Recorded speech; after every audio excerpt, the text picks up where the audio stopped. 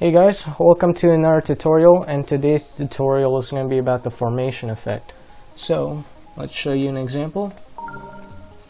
So concept is you have a bunch of particles and then you want them all to come together to form something. In this case it's a word, but over here it could also be like an image. For example, right here, this one's a bit more complicated. You have particles all over the place and then they come together, and that is supposed to be a 3D cube, like so. Anyways, so what you got to do first is make whatever you want, like make whatever you want to come together and make something cool. Don't start off by making the particles and then setting a group to each one and having it move to a specific place you want. No, that's going to be way too tedious. That's just too hard. This is an easier way I'm going to show you right here. So you make the object you want first, and then you set a different group to every single one.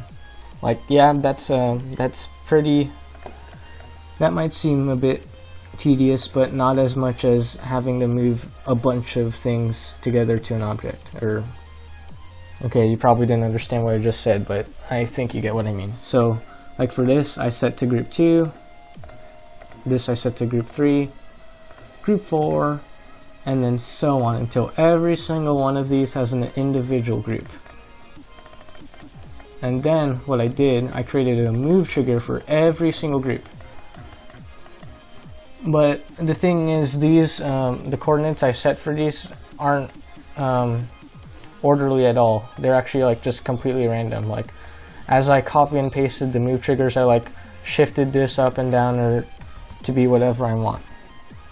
And the reason you do that is let me show you. So let's get rid of that and let's make this visible. So what you're trying to do is you have your object, and then you're gonna scatter it, and then you're just gonna have it come back together again. That's it. So you have the cube, and then it moves out like that, and then you bring it back together. And the way you bring it back together is, so you've made all your random coordinates like 33, -13, I don't know, it doesn't even matter, just completely random movements. Copy paste that, move it over.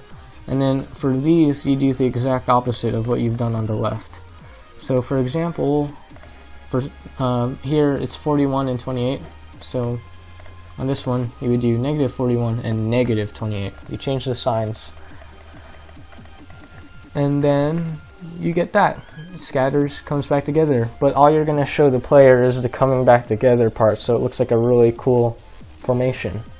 So it's like that. And then comes back together, but they're not going to see the breaking up part. They're just going to see the formation. So let's put this trigger back.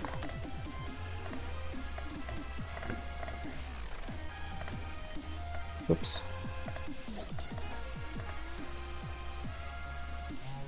And there you have it. So that's the end of the tutorial. I hope it was helpful, and I'll see you in the next video.